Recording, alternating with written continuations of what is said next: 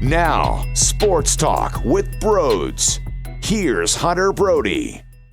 Unbelievable. This team is just unbelievable. How the hell do they suck us back in? Really? They sucked us back in already? They're at the top of the NFC East with a 1-2-1 record? It's ridiculous. I'm going flow out today. Why? Because Alex Singleton would probably rock his flow the same damn way. So I have to. This defense creating turnovers. Carson Wentz throwing dots down the left sideline to Fulgham. Who? That's right, Fulgham. Never even heard of the damn kid before, yet he makes an unbelievable play for this football team. This is just wild. It really is. It's hard for me to comprehend this. I probably shouldn't have had a coffee at 11 o'clock at night, but I needed something. I needed something to get my juices going, and it was the coffee combined with a little bit of Carson Wentz late in the football game.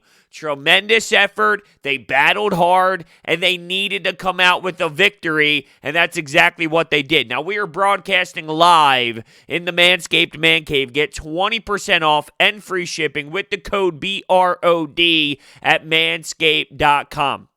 This team was banged the hell up. Now, the other side, bang the hell up. Nick Mullins, I don't know what the hell he was doing. He was throwing footballs right into the gut. Right into the gut of some guys. You know, specifically Alex Singleton, of course.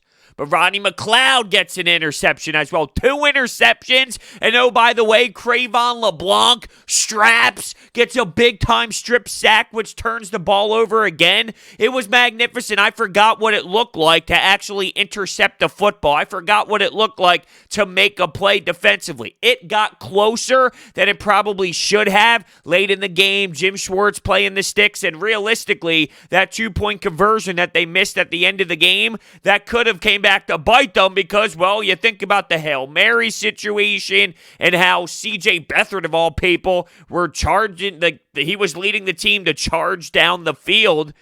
It could have been a totally different scenario if it was a 3-point football game at the time, but luckily it wasn't. I can't believe it. It's like every single time this team has their back against the wall, that's when they perform. That's when they shine. When they have nobody left, when they are so depleted, Fulgham steps up. Greg Ward's an NFL player. Greg Ward is an NFL wide receiver who you can actually rely on. And you know, look, there were plays that Carson Wentz missed. There's no denying that. The Richard Rodgers one, that's the one that pisses me off the most because that was early in the game. Carson Wentz also threw an interception. Think about that. He threw an interception early after a really good play call by Doug Peterson. It was a fake pitch, and then Carson rolls to the other side, makes a play. Right, I actually really love the play design, and I've been hard on Doug Peterson because I don't think that he has been creative enough at all. So after that great play, I'm all juiced up, and then Carson Wentz throws an interception, and I'm bumped. But he responded from that. He missed the Richard Rodgers play. It looked like a duck, a wobbly duck. If you're playing football on Thanksgiving and you have that drunk uncle that's playing quarterback, wants to play steady quarterback, guy's blacked out, can't even make a play, that's what that throw looked like by Carson Wentz. So early on, I'm thinking, damn, come on, are we really going through this again? But he literally flipped the switch. He became a different quarterback. He was battling. He was running the football. He wasn't afraid to get extra yards. He was making plays happen all over the field.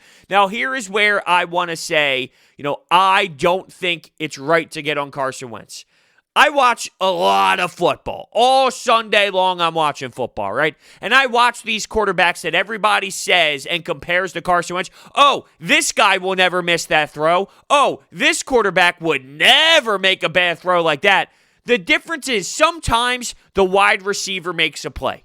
It's not always a beautiful throw. Watch Russell Wilson. While he is a fantastic quarterback, sometimes DK Metcalf makes an insane play. Sometimes Tyler Lockett, he beats his defender and he makes a play. Sometimes the playmakers make plays. So sometimes it's on the quarterback. Sometimes I think the individual on the other side can go out and actually do something for their quarterback. And I bring this up because there was a play to Miles Sanders. It was 2nd and 9, and he ended up throwing it a little low. There was space for Miles Sanders to actually make a play and actually go on a long run. Like, there was an open space for him. It was low. Now, Carson Wentz getting ripped because it was a low throw. Could it have been a better throw? Yes. To me, Miles Sanders has to make that play. He has to catch that football. Carson Wentz could have made a better throw, but when you think about playmakers in the NFL, they can make that play. So that is where I go with that. And then you look at the play with Fulgham. I truly believe if that was Jay Jaw or anybody else and they dropped it, people would look at Carson Wentz and go, not a good enough throw. It was an inch too far to the left. It was an inch too far to the right. No, sometimes a player just actually has to go make a play. That's not to say that Carson Wentz didn't make any mistakes throughout this football game and in the previous 3, because there's no doubt he wasn't good enough and he was missing throws in games earlier. But I also think it's fair to say that in this league, you need players to actually do something on the other side as well. And it's crazy. It's crazy that when this happens, when their backs are against the wall and they're calling up all these practice squad players, that's when they play their best football. It's incredible to me. With Doug Peterson, I thought he had some questionable play calls. I thought he had some good play calls. Early, I thought he was creative as hell, being very aggressive, being big balls Doug. Live and die with being big balls Doug. Now, I don't necessarily agree with going for too early, but that's his MO. If he's going to do it, then live and die with it. Okay. I mean, I don't really support it, even though he did make it. And you can argue that that changed the philosophy and the mindset for the team right from the jump. We're going to be super aggressive. He was making a statement to his team. Just like the punt was a brutal statement to his team last week, this time it was, fellas, we're going for it. We're going to be aggressive. And that related throughout the game. Going for it on 4th down. Wentz, big 4th down, 4th and 4, Hightower, boom, huge play. Now, I don't know if this was Doug Peterson or Carson Wentz, but it was obvious that San Francisco wasn't going to allow the Eagles to do a QB sneak when it was 4th and short. So Carson Wentz goes up to the line, kill, players move, it sucks the 49ers out, and then he goes back in and bang, he gets the QB sneak anyway, but it was all about the confusion. It was all about the deception, if you will. And that's what I really enjoyed. Now, I don't know if that was Doug Peterson going with that mindset right from the jump, or is that Carson Wentz having the instincts to actually make that play happen himself. Regardless, I loved it. That's the creativity that I'm talking about as a whole. That's the difference in being stale and then having a little bit of pop to what you do. Now, later in the game, there were a couple plays that I know will be criticized. Whether it was Killins trying to go around and it got blown up, it was a tough play. Or Jalen Hurts getting the ball, maybe looking for Carson Wentz, and that was blown up. There was another play that, it was a bad snap by Kelsey. He had 2 of those. The first one, here's Carson Wentz running for his life to get back on the football, being a leader, making sure he gets back on the ball. But the Jalen Hurts one where the ball ends up going past him, he has to fall on it, putting the Eagles in a really tough situation in key parts of the game. I thought it was too much, but at the same time, I'm someone who has been calling for more creativity. So a play like that for Killins, it didn't work, but I want to see something new. I don't want to go through stale offense. So, you know what? Even though it didn't work, I actually like the fact that it's something new. He's trying something different. The 49ers sniffed it out. Okay, good for them. Sometimes the defense wins the down. But I do like the fact that Doug Peterson is doing something different. He is implementing new plays in his system. Try and be a little different. Now you can say, Doug, you're trying to be too cute. I think the offense is so blah that when you try and mix in a play like that, I can at least appreciate it. Now, hey, why don't we execute better next time? Or like I said, sometimes the defense just wins the down. Fine, I'll live with it. But I'm not going to crush him in those scenarios because I want this to be a different type of offense than what we have seen over the last handful of games. I want more creativity, and that's exactly what you got this game. Sometimes it was working for you, and other times it went against you. This offensive line, no Jason Peters. You find out that there's no Jason Peters on Saturday. Oh, hey, Jordan Mailata, here you go. And you know what? Other than a false start, he was really solid in this game. Lane Johnson, he's in and out. Guys stepped in, and that offensive line as a whole, a couple mistakes here and there, fine. That's going to happen when you're on your third left tackle, when you're on your secondary right side of the line. But they battled, and they did a really solid job for the circumstances. You find out Saturday, after preparing all week in practice, you find out Saturday that your guy isn't going to be there. And you know what? You could argue that Jordan Mailata probably did a better job than Jason Peters would have if he gave you the same type of game that he gave you against the Cincinnati Bengals, because that was awful. Now, real quick, I want to touch on this whole conversation about Doug Peterson and, oh, well, look, the punt was genius now. No. Because if they went for it, they still would have tied. So he did not give the team a chance to win. People act as if Doug Peterson went for the field goal or actually tried to go for it on fourth down, that means Joe Burrow and the Cincinnati Bengals automatically won that game. They had no timeouts and barely any time left on the clock at all. There was 19 or so during that fourth down, so if they would have went for it and ran some clock time off, it probably would have been about 15 seconds with zero timeouts at all. It was still the wrong decision. Regardless of them getting the tie, they would have got the tie anyway, even if they didn't go for it and failed. So I digress. I just think that, supporting it now, oh, it's so genius because they're still in first place. No, they would have still been in the same position anyway, even if they attempted it, and you still put your team in a spot to at least try and win a football game on Sunday instead of saying, hey, you know what? I don't trust Carson. I don't trust my defense. Let's just tie. It's just a horrendous mindset. But anyway, hearing Doug Peterson speak after the game, it's obvious he was trying to tell the media a little bit like, hey, shove it up. How about that, huh? Shove it up. He kind of had that attitude like, hey, we proved you wrong. That's great, but I can still look at what you put together over the first 3 weeks and be extremely disappointed. This was great, but you also beat a really, really destroyed team as well when it comes to the injuries. That's not taking away what this Eagles team did, because they were just as banged up, and I thought they competed so damn hard. It was a fun watch. They left it all out there. Even with guys coming in and out, Fletcher Cox, Darius Slay, TJ Edwards, you name it. I mentioned Lane Johnson. It was so frustrating. But that was the best game that they put together. How about that defensive line? Avery? He was a big reason why plays happened out there. Dude, Derek Barnett. Derek Barnett was very impressive against Trent Williams. He was doing his spin move. He was bull rushing. You name it. He was being a factor. Good for Derek Barnett. And also, Josh Sweat got into the mix. It seems like Derek Barnett and Josh Sweat are battling for that spot. And it seems like they both kind of make plays throughout the games when they get their numbers called. Good. Make it a tough battle.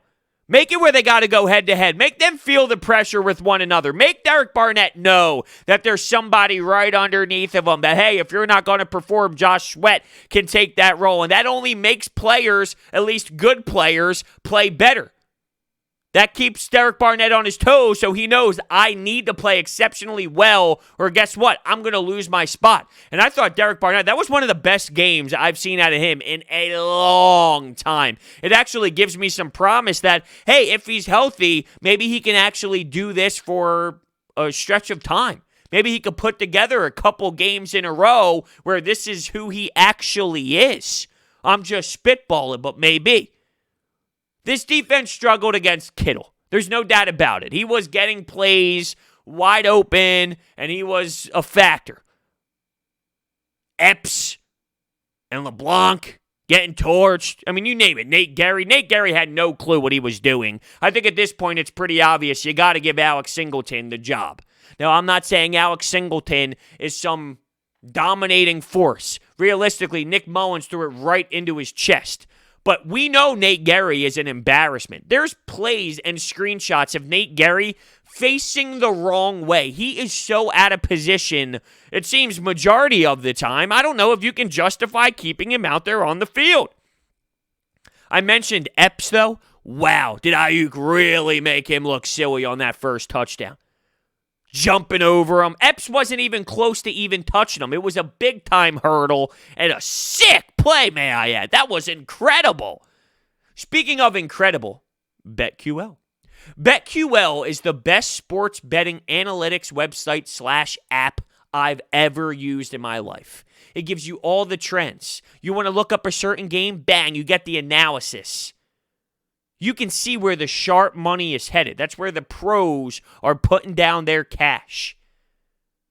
If you want information, strong information to help you place an educated bet, it's a no-brainer to download the BetQL app or go to BetQL.com. Use promo code BRODES20 for 20% off of your first payment. I'm telling you, I am making so much money these days, it's unreal. Every single night before I place my bets, I'm like, all right, let's look at this. Wow. Why would I not grasp that info, suck it all in, and utilize it? I'm telling you, it's a no-brainer. Also, we are implementing a weekly NFL Pick'em pool presented by BetQL. The information is all down below. Weekly prizes and a grand prize, courtesy of Rosnov Jewelers, a championship bracelet. Enter the weekly Pick'em pool now. Do they have to go for the onside kick with about 2 minutes left? Probably not. Probably not. I did not think that was Kyle Shanahan's best game. It's hard to win, though, when Nick Mullins is turning the ball over the way that he did, and you saw the same thing with Carson Wentz, right? It's hard to win football games when Carson Wentz was playing the way that he did over the last 3 games. But this was a different version of Carson Wentz. This was a magnificent version, and that dot that he threw to Fulgham, it was literally beautiful. And that's why the people like myself support Carson Wentz when, oh, Jalen Hurts, put Jalen Hurts in. And I saw somebody tweet throughout the game that, since when did Carson Wentz turn into Mitch Trubisky? In what universe? What do you watch to think that Carson Wentz has turned into Mitch Trubisky? There's something in there. It's just about getting it out of him. It's been an ugly start to the season. I just love the fact that there was adversity in this game. And knowing how it's been over the last couple of weeks for Carson, facing adversity early in this one, it could lead you down the wrong direction very quickly. Things can snowball and be brutal so early in a game, especially when you're throwing an interception.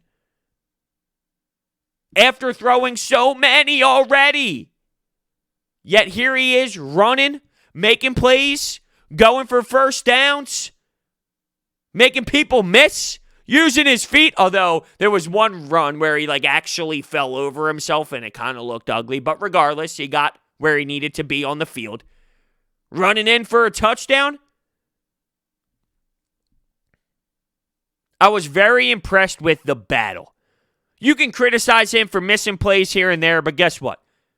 The guy leaves it all out there. He will never give up on you. He will always, always fight. He will fight for everything on that field. And you got to respect it. And that's how you earn respect for Carson Wentz. But, we actually talked about this throughout the last couple of seasons. Guys like Alshon and players who have been around the league for a long time, they might have different views on Carson Wentz. They might judge Carson Wentz a different way because, well, they've been around the league for a long time. When you're playing with guys like Greg Ward and Fulgham, guys who are fighting for their damn lives in this league, they look at Carson Wentz and go, holy hell, I'm playing with this guy? Hell yeah, I'm so juiced up. They respect the hell out of him. But when Carson Wentz is playing like this, everyone is. When you look back at your quarterback and you know that he gave you the effort that he gave you tonight, it's so much easier to really fall in love with that and to want to fight for that guy as well. You want to go to war with that man because you see him leaving it all out there on the field, and I think that is big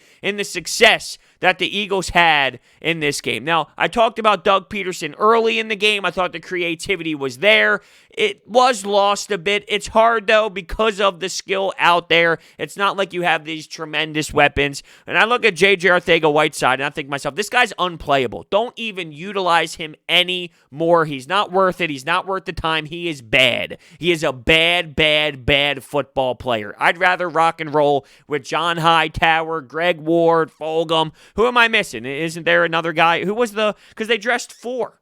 Was it Burnett? I mean, the fact that I can't even think about it right now is ridiculous and just shows you the issues that they have at wide receiver. Now, Zach Ertz, San Fran, they know that Zach Ertz is the comfort level for Carson Wentz, so you kind of take him away and force other guys to get open. Richard Rodgers, I think there's something there for a mini role during this Dallas Goedert injury. He's been hurt over the last couple of seasons, hasn't been able to actually get out on the grass, on the turf with this team. But there's something there. I'm not saying a major role, but there's something there. Miles Sanders. There was a moment late in the game, though, where the Eagles allowed the touchdown. It was 25-20. They had possession after the onside kick, and it was just ugly. It was just ugly, and no Miles Sanders. And I'm thinking, where the hell is Miles Sanders? So I haven't heard anything about it yet. I listened to a little bit of the post-game show on NBC Sports Philadelphia before recording this, but I didn't hear any news. I thought that was strange. I thought that was very odd. And I know that there's been conversations lately about Miles Sanders. He's been fatigued. He's been out of shape, things of that nature. So I just wonder, was that a reason? But you're telling me the game is on the line. You have a really bad series, some ugly play calls, and Miles Sanders is too tired in game-clinching situations. I'm not saying that is the case, but I'm just thinking, hey, he has been very vocal about that. Is that the reason why? Or was he banged up a bit? He had the glute injury. Was that the reason why? It would be hard for me to think that he was out of shape in that moment. I mean, that's such a bad look if that's the case. I'm sure we will find out more on that. But I bring up Miles Sanders because when you look at the balanced offense, 28-28, pass run. And I think that that's important, especially when you have a quarterback who has been struggling. Now, it's not like the run game really got off to any sort of offensive success. 49ers, specifically early, really found a way to kind of shut down the run game. But the reason that I like the way that it's balanced is because with the struggling quarterback, dropping him back 40-plus times, that's where you get yourself into trouble. I always talked about Doug Peterson kind of giving Carson Wentz better positions, putting him in better positions. And I think that Doug Peterson did that. Now, there were some ugly moments for Doug, I'm not going to lie, but ultimately, there's going to be ugly moments throughout games. I talk about this with any sport. It's never going to be a 100% perfect game. There's always going to be flaws here and there, but it's about limiting those flaws and then calling good plays as well. I thought Doug Peterson was just super aggressive. I thought Kyle Shanahan was going to out-scheme the hell out of Jim Schwartz, but I thought Jim Schwartz dialed up some great stuff.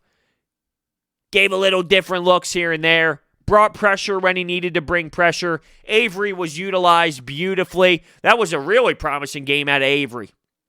I thought Derek Barnett was great, and I'm hoping he can kind of build off that and stay hot. Well, Avery, remember, Howie Roseman gave up that 4th-round pick. You haven't really seen much out of him. This game, it's almost eye-opening. Like, hold on a second. Do we have something in Avery?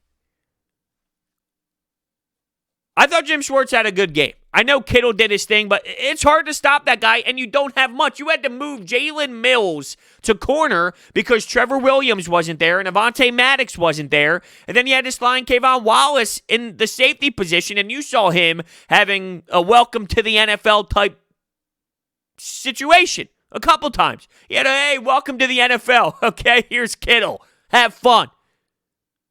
It's hard to stop that man. I thought throughout the entire game plan, though, I didn't like the sticks late, but you know Jim Schwartz does that, and that's just something that's always going to happen with Schwartz. I thought he did a good job, though, and it all started with the defensive front. It's not rocket science. Jim Schwartz's scheme, it's all about the front, And if the front gets going, you're going to be successful. You're going to be dynamite. If the front doesn't get going, you might get picked apart on the back end.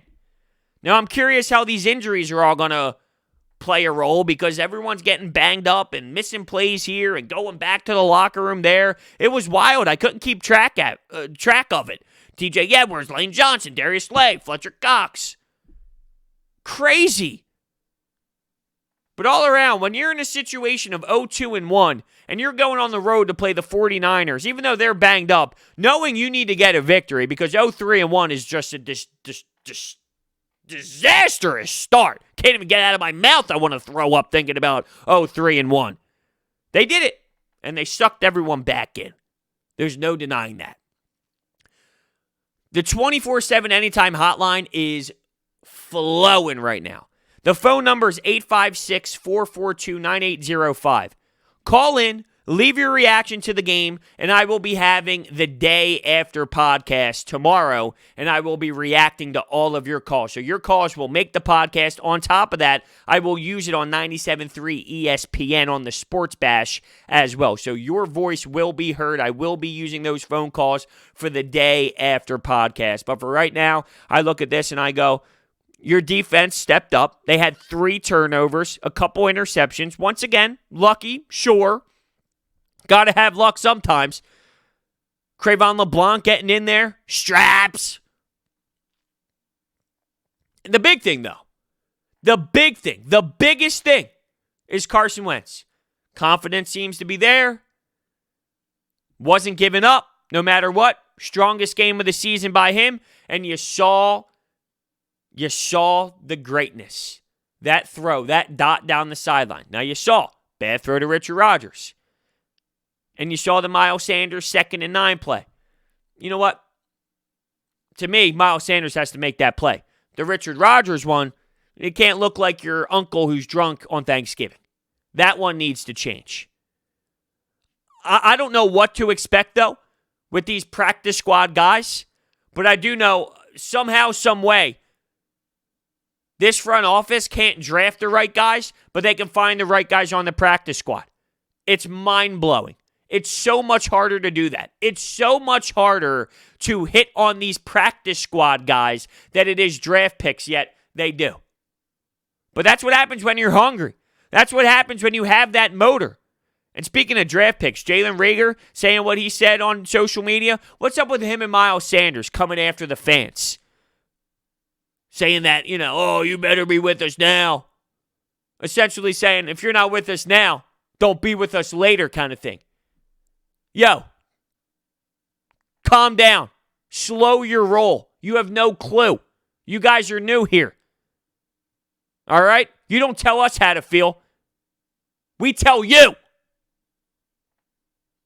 I don't know if we tell them anything. We just scream. Thank you all so much for listening. It's a huge win. Huge win. Super pumped up.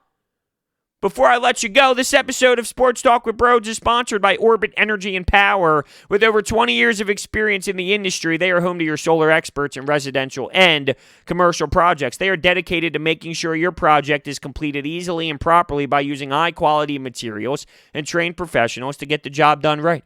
Make sure you check out their information down below in the description. I'm proud of this team. I'm super proud of this football team for doing what they did out there. I'm trying to see if I forgot anything to discuss. I did see that Reuben Frank at one point. I praised Doug Peterson for the run-pass mix and the way that it was balanced. There was a time where 17 plays where Miles Sanders did not get a touch. That's courtesy of Reuben Frank. It's just weird. And then I keep going back to, is that because of something with the fatigue, something with the glute? 17 plays where this Eagles team doesn't give Miles Sanders the ball? Come on. That just seems so odd. That's almost hard to do. It's almost impossible to do. Yet they found a way to do that. But they also found a way to win, even though they did it. So it is what it is. Thank you all so much, and I will see you next time.